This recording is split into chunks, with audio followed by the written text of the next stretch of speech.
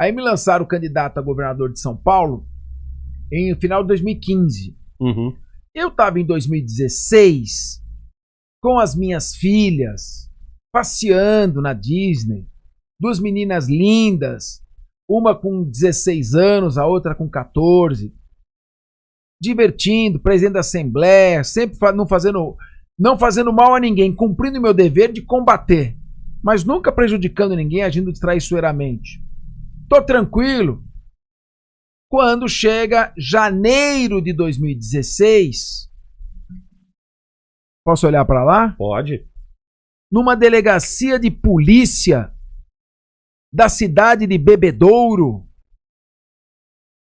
um promotor de justiça do GAECO, que é Grupo de Combate ao Crime Organizado, um moleque querendo aparecer, querendo se projetar, querendo subir de elevador, a trajetória que eu subi escalando uma montanha. Uhum. Dentro da sala de uma delegacia com meia dúzia de policiais, falsifica 5 depoimentos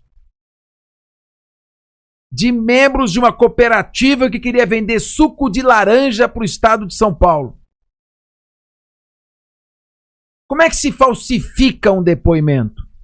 Não dá para você inventar uma história. Uhum. Você ouve a história inteira.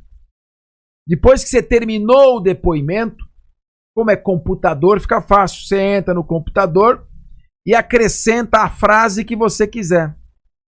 E ele acrescentou uma frase com o meu nome e com o nome do governador Geraldo Alckmin.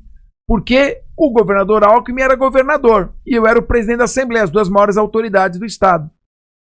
Fez isso e divulgou para a imprensa. E eu viajando. Nem sabendo.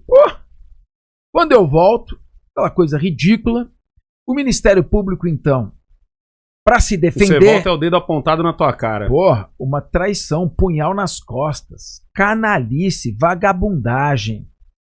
Aí eu chego, eles começam a pressionar essas pessoas para manter os depoimentos e começam a fazer aqueles vazamentos seletivos para a imprensa. Uhum. Até hoje isso.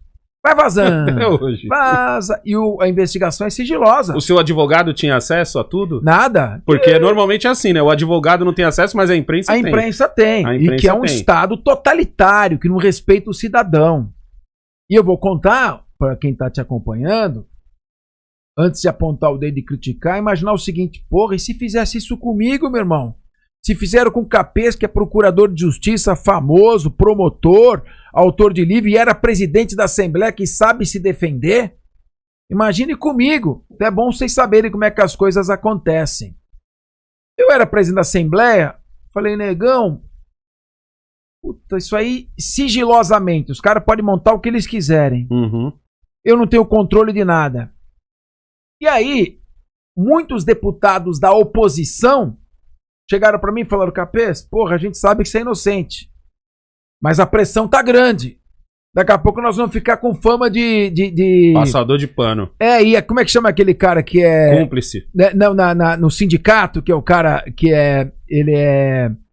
Ele trai o sindicato pra... Daqui a pouco eu lembro o nome.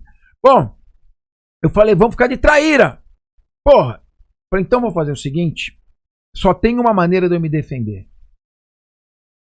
Transparência. Uhum. Luz. Vamos instaurar uma CPI contra mim?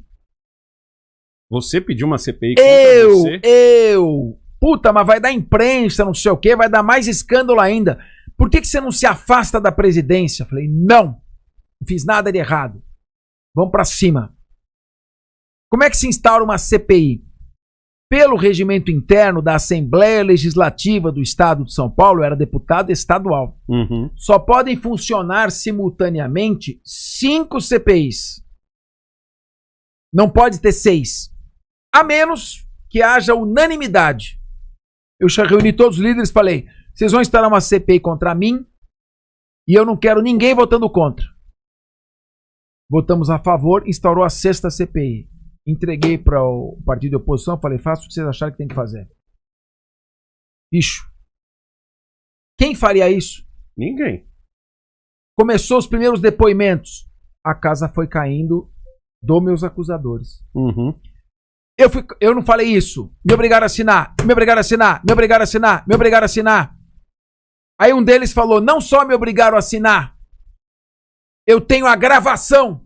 O meu advogado gravou o áudio. Você vai ver o promotor falando, meu irmão. Caraca. Você vai ver o promotor falando. Você não vai falar aqui o que você quer. Você vai falar o que a gente quer ouvir. Tá gravado. Se você não falar, o delegado vai dar um refresco na tua memória. Você vai acusar esse deputado e ponto final. O cara gravou tudo.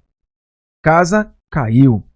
Bom, fizemos terminou a CPI, pediram meu sigilo telefônico, nada. Pediram meu sigilo bancário e fiscal, nada. Pediram meus e-mails, nada. Pediram desculpa? Só não pediram desculpa. Filhos da desculpa puta. Que é bom nada. Filhos da puta, só não pediram desculpa. Bom, aí terminou o relatório da CPI. Não há indícios mínimos. Uhum. Tem uma coisa, prova e indício. Indício é suspeita, não tem nem suspeita. Muito bem, CPI. A corregedoria da administração, assim, todo o poder público, por lei, município, estado, união, não importa, ele é obrigado a ter uma corregedoria independente que investiga os atos dos servidores.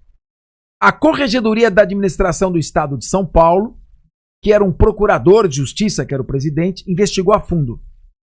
300 depoimentos. Concluíram inexistência de indícios mínimos. 2. A minha corregedoria arquivou inexistência de indícios mínimos. A Corregedoria Nacional de Brasília, que é o CNMP de todos, arquivou também inexistência de indícios mínimos. A Comissão de Ética da Assembleia, que tem oposição, inexistência de indícios mínimos. Bom, falei, então tá tranquilo.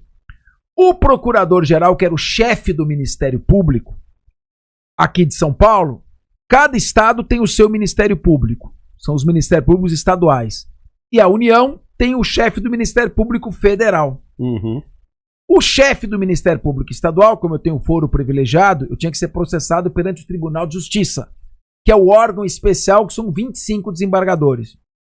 Falou pra mim, Capês, está arquivado. Um promotor viu o arquivamento na mesa dele. 72 laudas. Na sexta-feira, aconteceu alguma coisa no final de semana e o arquivamento foi rasgado. A investigação sem provas engavetada. Em 2018, ano que eu fui sair candidato a deputado, ofereceram uma denúncia, que é a acusação formal perante a justiça. Uhum. E pediram meu afastamento do Ministério Público, da Assembleia. Canalice, vagabundagem. Por que você acha que isso tudo aconteceu contigo? Inveja, em primeiro lugar. Inveja. Inveja? Inveja. Vontade de aparecer, irresponsabilidade. E outra coisa, montar um circo na imprensa. Depois, quem é que vai querer arquivar se montar um circo na imprensa? Vai arquivar, vão falar, pô, você não devia ter arquivado. Essa denúncia, ela chegou no tribunal no dia 9 de maio. Em 26 de junho, o processo estava encerrado, trancado, arquivado. A milhão, foi rapidão. Com a seguinte decisão: tratou-se da execração pública de um inocente. Muito bem. 2 anos depois, eles vieram de novo. Entraram com a mesma ação, só que civil. Agora não mais crime. Uhum. Durou 15 dias. Trancou. E depois que acabou isso... Aí foi só pra brincar. Aí é o seguinte... Bom, o que acontece com quem sofre isso? Você aí que perguntou, que tá querendo saber... Eu tenho filha, tenho família, tenho nome, tenho honra, tenho uma carreira. E você também tem a sua vida. O que acontece com uma pessoa que passa por isso? Eu te respondo. O reitor da Universidade de Santa Catarina, que foi acusado e preso injustamente, agora se provou inocente, se suicidou, se jogando do 7º andar de um shopping. O reitor Cancelier. Lembra o pessoal de que caso é esse daí? Esse caso foi através de uns cursos online, lá da Universidade Federal de Santa Catarina, A Lava Jato da época acusou esse reitor de estar desviando dinheiro. Irresponsabilidade. Afastaram o reitor, deixaram ele preso, depois soltaram. Humilhado, o meu educador.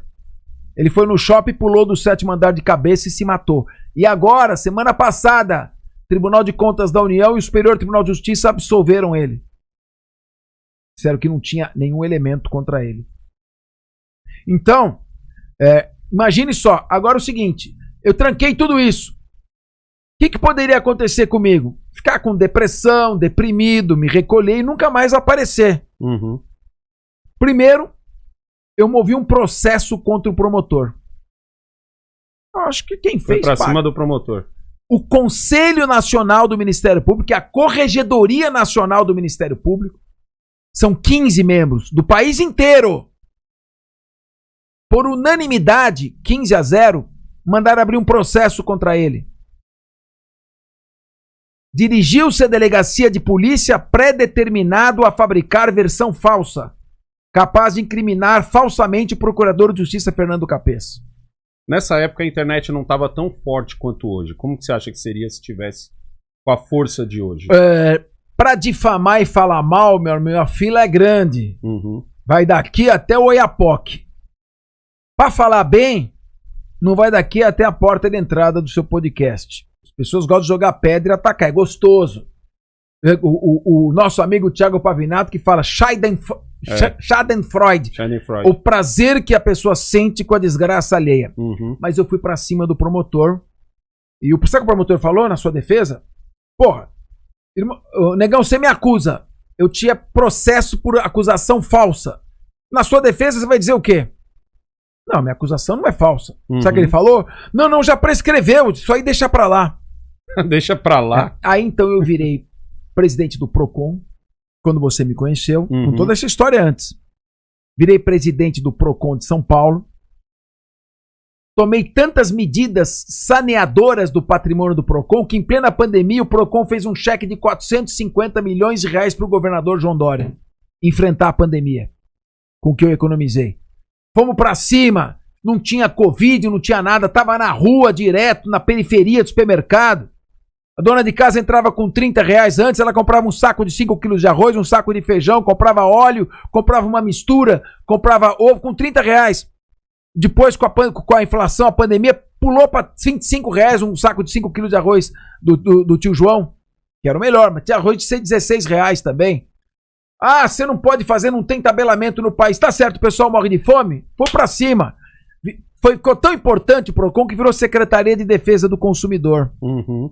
Depois, fui candidato a deputado federal, mas como vocês sabem, a eleição é polarizada. Você tá com Lula, você elegeu. Você tá com Bolsonaro, você elegeu. Eu tava com o quê? Com terceira via. Rodei. De 300 mil votos, tive 50 mil votos. Não entrei. Ainda é voto pra caramba. Diante das circunstâncias. Diante das circunstâncias. Mas eu tô agora trabalhando na Jovem Pan, tô feliz. Vou lançar mais um livro em setembro. E o meu negócio é o seguinte, eu não falo mal de ninguém. Eu toco a minha vida e trabalho. Se alguém me ofende, eu esclareço. Uhum. Se continua ofendendo, eu levanto, quebro o ID e processo.